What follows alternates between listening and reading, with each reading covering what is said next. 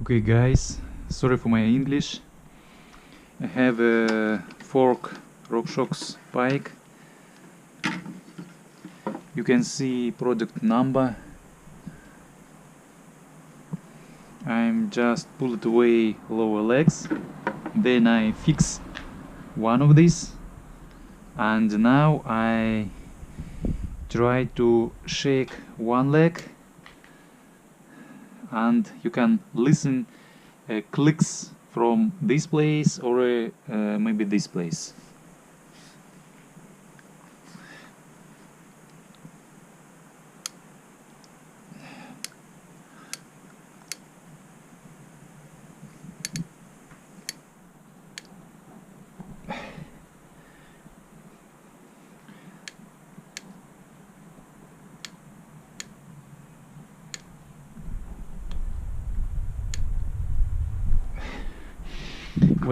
When I'm riding, the clicks I listen in clicks very often.